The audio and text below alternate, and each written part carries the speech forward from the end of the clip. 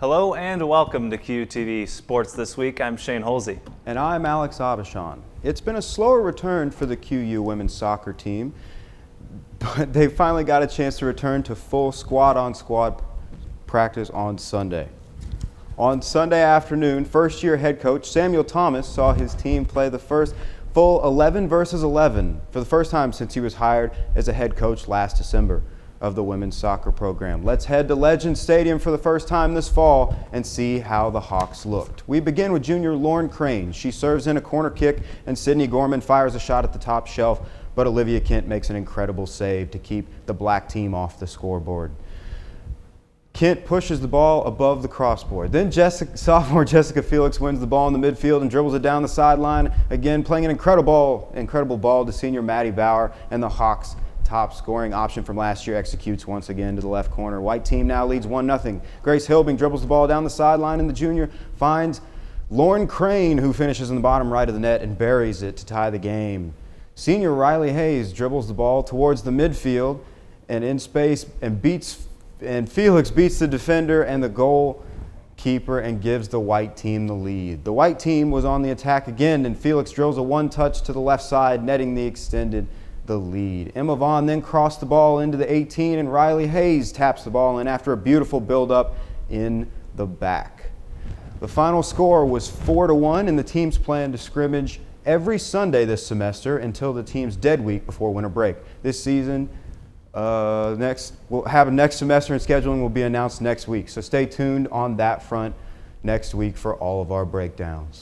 After a 2-goal performance, Jessica Felix joined the QU Athletics podcast on Tuesday, and while on the program, she talked about the opportunity to finally get back on the pitch with her QU Hawk teammates. We haven't played in so long. We were supposed to scrimmage I don't know how long ago, 3 weeks ago, I believe our first scrimmage was supposed to be. And we've just been practicing since then, and to finally get a game in, so refreshing, and to see where we're at right now and to build from that, it's really exciting. So now we know what we need to work on more. So.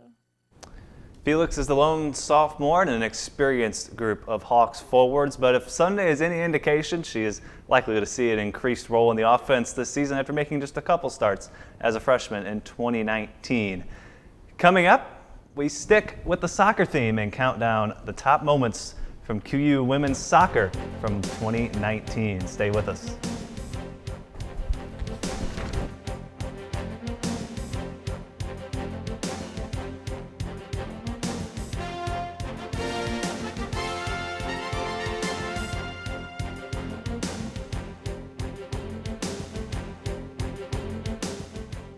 Soccer is a physically demanding sport that often results in a tie. Student life comes with its own demands, and often it feels like the losses outnumber the wins.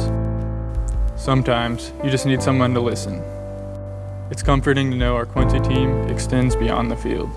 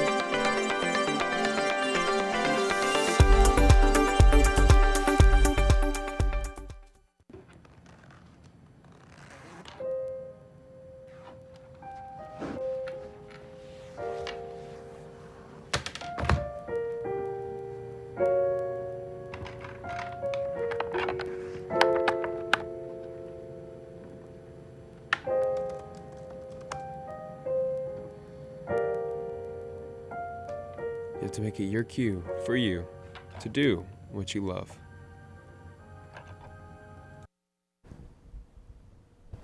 It was a bit of a down year for the QU Hawks women's soccer team, going 6-10-1 last season, but there were still plenty of moments to choose from. And in response to their recent action, we thought it best to do our next highlight moments over the top plays from last season. The number 3 moment occurred on the 3rd day of November. The Lady Hawks played Lindenwood to kick off the final weekend of the season. The Hawks forced the issue early as Mary Maloney had a shot on goal in the 3rd minute, but keeper Megan Swanson made the save, diving to her left. The Lions responded with a strike in the 7th and 8th minute, but keeper Emily Autry made both stops with ease. Maloney would rip another shot from the top of the box in the 13th minute, a one-timer, but the Lions made the save. The Hawks earn a few more opportunities when Grace Hilbing comes off the bench and draws a foul. This sets up a Sydney Gorman free kick. She finds Mo Rooney, who tapped it to Lauren Crane, who found the back of the net for the game-winning goal. The Hawks win and force Lindenwood into a must-win situation on the following Sunday, despite being eliminated from GLVC postseason play, and took down their former coach Dave Musso, who led the Hawks to 10 GLVC tournaments in 12 seasons. Second moment from last season occurred on October 11th when the Hawks hosted Southwest Baptist as a chilly autumn evening. The offense was in full force now. Unfortunately, due to some technical difficulties, we can't play this video for you. We don't have it available, but let me just summarize it for you. Mary Maloney had a beautiful sequence in the 6th minute. She beat Ashlyn Gibbs to give the Hawks a 1-0 lead, and Lauren Crane and Grace Hilbing combined for a goal in the bottom right corner to give the Hawks a 2-0 lead later on, and then the SBU cut the deficit in the 58th minute down to 1, but the Hawks still had a 2-1 lead, and they were searching for insurance. 74th minute, Paige Anderson connected with Hilbing, and she gathered a long ball in the box and once again found the net to give the Hawks a 3-1 lead. And SBU would cut into that lead from Kat Harris. She had a goal later on, but the Hawks defense would stand tough, and Grace Hilbing with 2 goals in that match, and the Hawks would go on to win 3-2. Hilbing finished with a couple of goals and made a big impact off the bench in that contest. No highlights for you on number 2, but the top moment of the year for the Hawks soccer team was tough to choose. And based off the video we had, the Hawks executing on a weekend sweep was locked in as the number 1 moment on the list. The Hawks had won the previous 2 meetings versus the Drury Panthers and on a Sunday afternoon in a great GLVC contest. In the 8th minute, Maddie Bauer broke the seal as the forward from O'Fallon, Missouri, took advantage of a miscue by Panthers goalkeeper Caitlin Kinnett and notched her 4th goal of the season. The Panthers were hungry for a response.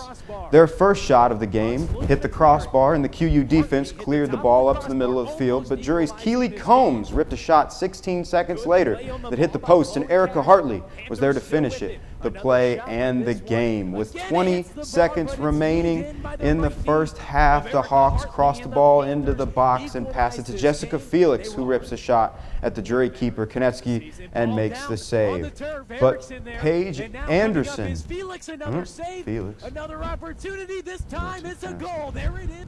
But Paige Anderson was in the right place at the right time and puts the ball back in the net with 12 seconds to go to give the Hawks a 2-1 lead, scoring her 2nd goal of the season. The match was fast and physical with 17 combined shots and 4 yellow cards in the first half alone. The Hawks' halftime score stands, and QU completes the weekend sweep. That's the top moment of the season.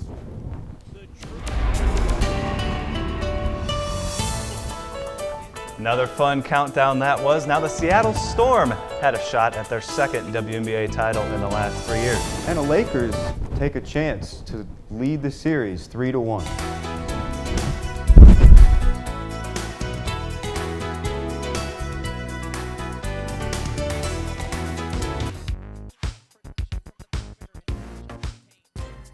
My major here at QUTV is exercise science, human performance, and basically that is going to set me up to get certified in strength and conditioning and personal training.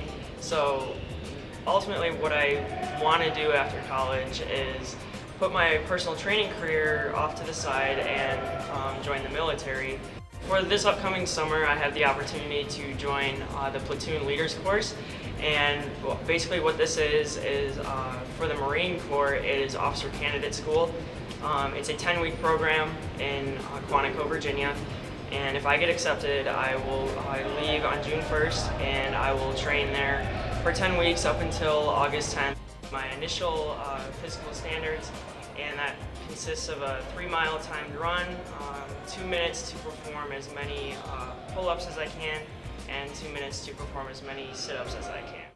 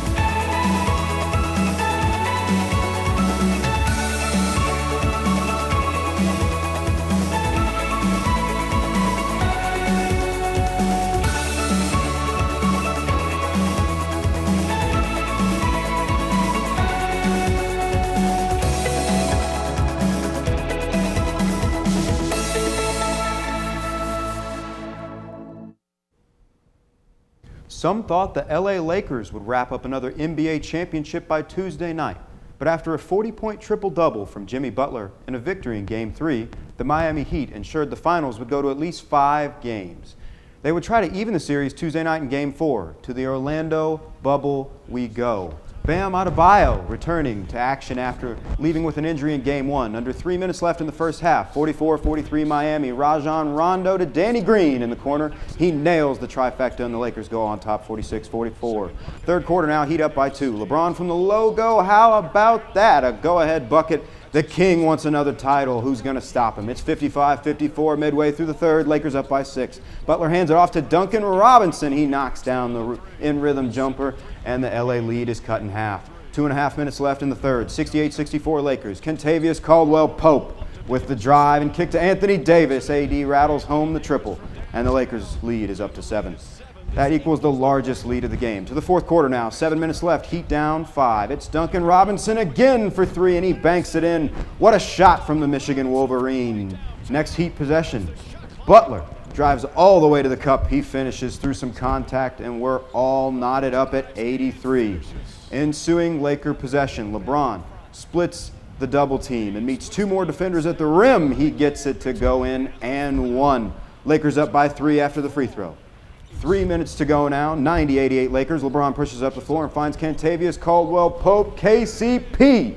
From the corner, he knocks it down, and the lead is up to 5. 2 minutes to go now, same score. Caldwell-Pope driving to the basket, and he banks it home. 95-88 Lakers, under a minute to go now, and this would be the dagger. With the shot clock winding down, Davis sizes up Adebayo and drills a 3, and it makes it 91-100 Lakers, and they would go on to win 102-96. AD and LeBron combined for 50 points and 21 rebounds, and LA takes a commanding 3-1 series lead.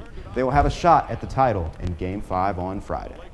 The WNBA Finals in Bradenton, Florida. Sue Bird of the Seattle Storm looking to finish off a sweep of the Las Vegas Aces. The Storm found themselves with an early 7-0 deficit, but Jewel Lloyd is going to drive the baseline. A nice scoop up and under with a nifty finish, and that's the first bucket of the game for the Storm. Late first quarter now, 3-point Aces lead. Asia Wilson gets the contested jumper to go. The Aces are up 5, 14 points already in the first quarter for the regular season MVP. A little bit later, same score. Brianna Stewart left wide open for 3. She knocks it down. Aces lead down to 21-19, and that would get the Storm rolling. Early third quarter, they're already up 9. It's Bird from the wing. All 3 of these Storm lead up to double digits. A couple minutes later, it's now 50-36 Seattle. Lloyd is going to come off a screen and find Brianna Stewart once again from the right wing. What a pretty catch and shoot that was.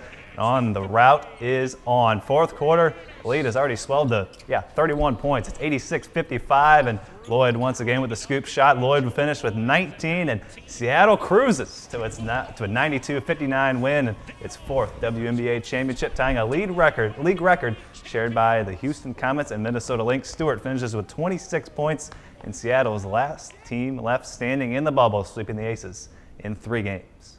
After New England Patriots quarterback Cam Newton tested positive for COVID-19 last week, the Patriots-Chiefs game, originally scheduled for Sunday, was pushed back to Monday night. The Patriots boarded a plane to Kansas City on Monday morning and headed to Arrowhead Stadium to take on the reigning Super Bowl champions. To KC we go. With Super Cam out, journeyman Brian Hoyer gets the nod as the Pats starting quarterback. The Chiefs would get the ball first. Facing a 3rd and 6 on their own 44, Patrick Mahomes finds Tyreek Hill for the first down completion of 22 yards. That drive would end in a Harrison Butker field goal. Late first quarter, 3-0 Chiefs. Mahomes off play action and fires a strike to his tight end Travis Kelce for a gain of 24 and a first down. But again, the Pats hold KC to just a field goal. First play of the ensuing Pats drive, off the play fake. Hoyer looking for tight end Ryan Izzo, but it's picked off by Juan Thornhill. Chiefs take over. But 2 plays later, they'd give the pigskin right back. Mahomes finds Sammy Watkins over the middle and Fumble-Rooski, baby. Watkins coughs it up, and the Pats' J.C. Jackson jumps on it and comes up with a huge defensive play. Ensuing possession, Patriots on the move. Hoyer gives it to Rex Burkhead up the middle, and Burkhead bounces it outside and picks up a nice gain down to the 25. That sets up a Patriots field goal, 6-3 Chiefs at the half. Third quarter now, Pats in prime time scoring position, but Hoyer is sacked, and the ball is out. Taco Charlton with the strip sack. Ben Neiman recovers. Ensuing Chiefs drive, 3rd and goal from the 6. Hill takes the shovel pass, picks up some blocks, and dives for the pylon. Touchdown, Kansas City.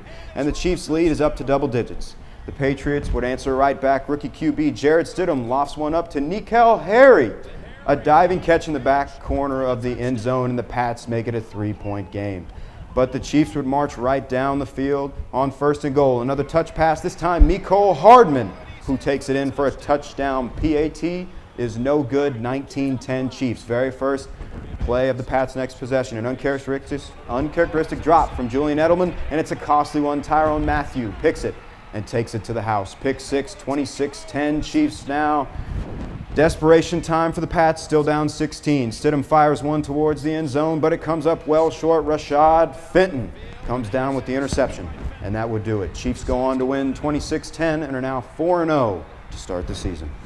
In the originally scheduled Monday nighter, Aaron Rodgers and the Packers taking on the Falcons. First Packers drive, it's Aaron to Aaron. Rodgers to Jones for the 6-yard score. He's wide open. Somebody cover this man. 7-0 Packers. Early second quarter, Falcons facing a 4th and 3 inside Green Bay territory, and Matt Ryan's going to find Julio Jones, and Jones finds a soft spot in the defense, picks up a first down. Boy, he's tough to bring down. He gets down inside the 20. That drive would take more than 10 minutes off the clock, but the Falcons had to settle for a field goal. Late second quarter. Now the Falcons bringing some pressure, but it's picked up, and Rodgers finds Robert Tonyan for the 19-yard score, 13-3 Packers, and they would have another chance to score before the end of the half. And again, it's going to be Tonyan sliding inside the goal line, and that's the 20-3 Packers lead heading into the locker room. They're rolling midway through the third now. Todd Gurley with some tough running up the middle, breaks a few tackles, and gets across the goal line for the touchdown, and it's 20-9. Packers, the extra point was no good. Next Packers possession, Rodgers with plenty of time to throw, and on a night where Rodgers was missing his top 2 receivers, it's Tonyan. Once again, his 3rd touchdown. Fun fact, Tonyan actually played against Quincy in college at Indiana State when he was a quarterback. Pretty cool stuff right there. Early fourth quarter now, Todd Gurley once again bouncing one outside, and he's in for his 2nd touchdown. Packers lead cut to 11, making things a little bit more interesting. Falcons trying to mount the comeback. Now down 2 touchdowns on 4th and 10. Matt Ryan scrambles, looking for Ridley in the end zone, and Adrian Amos, what a defensive play. He gets a hand in there, knocks it away from Ridley, but would have been a touchdown, and that would seal the deal for the Packers, and they start 4-0. Falcons, they're in some deep trouble. They fall to 0-4. Now, Alex, did we maybe see the eventual Super Bowl representatives from each team, with AFC being the Chiefs and Green Bay both in action Monday night? You think so? I tell you what, Shane, 2 solid teams there. But you got to watch out for the boys down in Tampa. Tom Brady's got those guys looking good. You and Will are both riding that Tampa Bay bandwagon. Hey, a lot of time left in this season. Should be a fun few months in the National Football League. Still to come. All you need to know from the MLB postseason. Those games last night are next on QUTV Sports.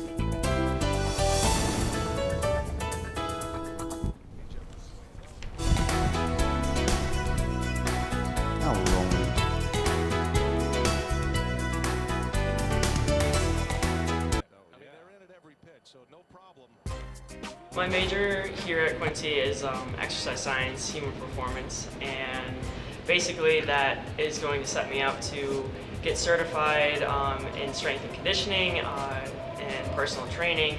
So ultimately what I want to do after college is put my personal training career off to the side and join the military.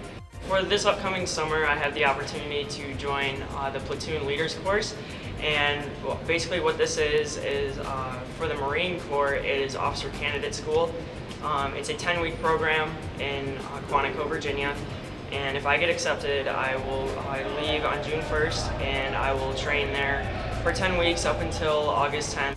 My initial physical standards, and that consists of a 3-mile timed run, 2 minutes to perform as many pull-ups as I can, and 2 minutes to perform as many sit-ups as I can.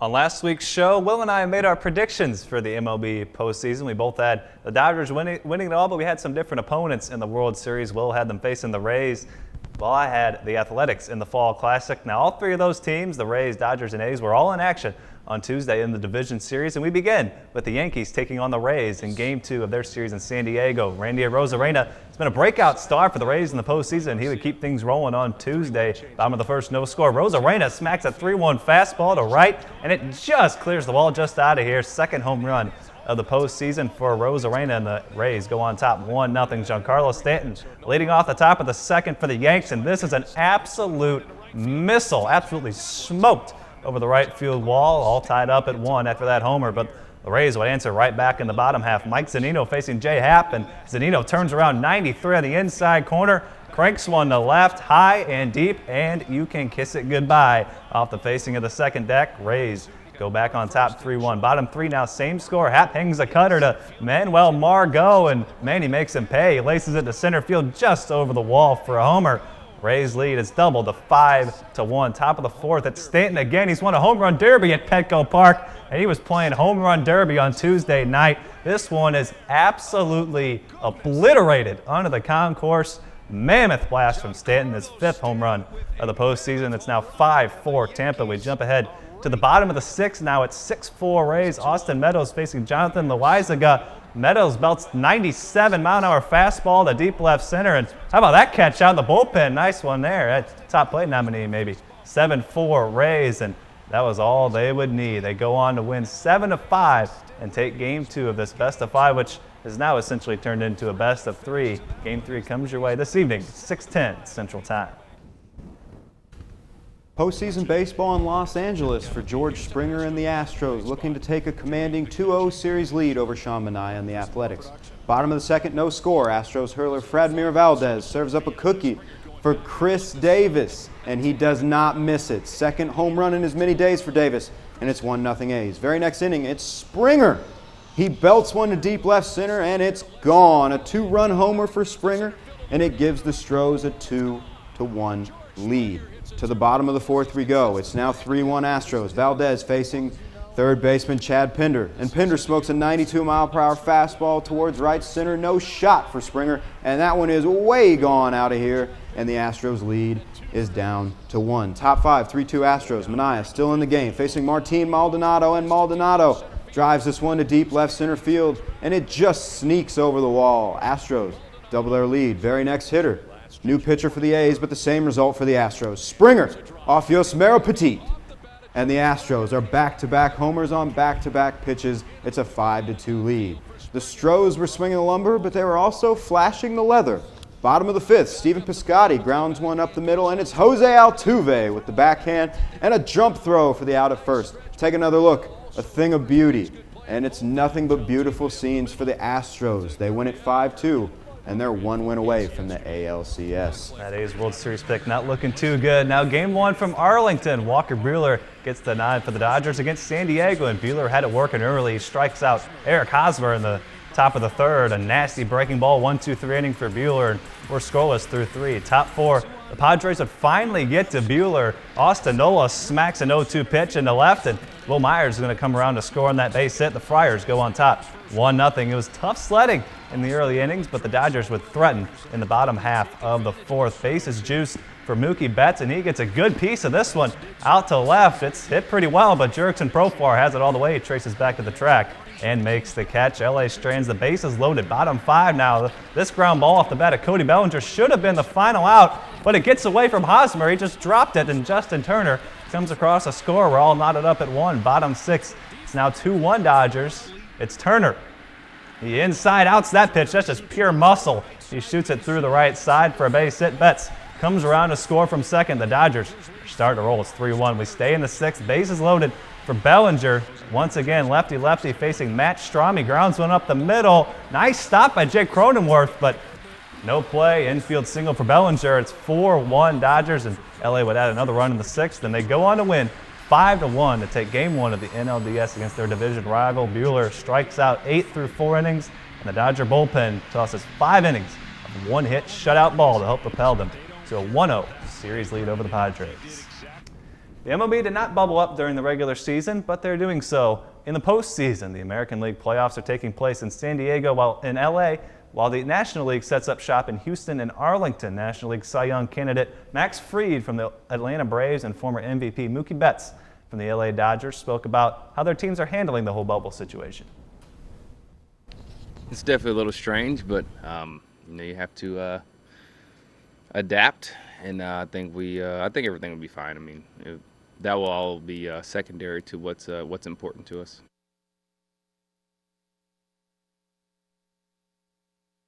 The best part is you don't really have to worry about too much. Everything's kind of provided for you. Food, there's not really much to go, but I guess that's also the negative of kind of being stuck inside, maybe a little claustrophobic at times, but being able to be in the resort we are now, you're able to kind of walk around. There's a lake, so there's some different things to do rather than kind of being stuck in a hotel. What do a praying mantis and a baseball player have in common? Well, Alex, more than you'd think. Just ask the Houston Astros. That's next.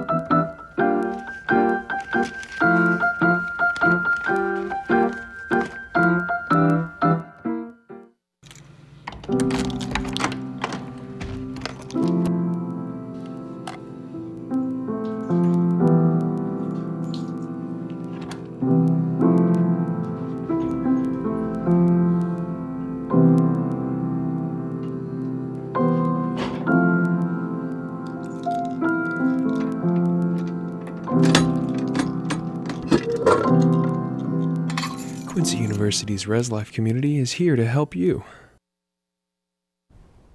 There have been no shortage of animal encounters on Major League Baseball diamonds over the years, whether it's bees, cats, squirrels, or even seagulls. Non-human creatures are known to find their way onto the ball field from time to time, and you can add another creature to that list. In the bottom of the 8th inning during the Astros-A's game we told you about earlier, a praying mantis, yes, a praying mantis, found its way onto the shoulder of Astros pitcher Enoli Paredes. Look at it right there. He had the best seat in an empty Dodger Stadium. That is, of course, until Paredes flick the pesky little insect off his shoulder. Poor little thing, just wanted a good view of the action. Now, Alex, we've spent plenty of hours on baseball fields during our young lives, and do you remember any animal encounters during your baseball career? Personally, I have not had one. I do remember from the 2011 playoffs, the rally squirrel, if you do remember that. Of course. I have been referred to as a dog on the mound before, if that does count.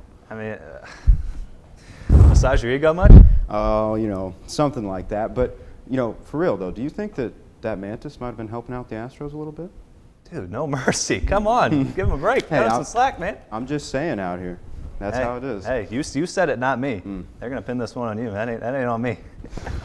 That's all the time we have for on QUTV Sports this week. Stay safe, stay healthy, and enjoy this beautiful weather we're having. It's absolutely gorgeous outside. It's gonna be pretty cold here pretty soon, so get out and enjoy some good weather. Take care. We'll see you next time.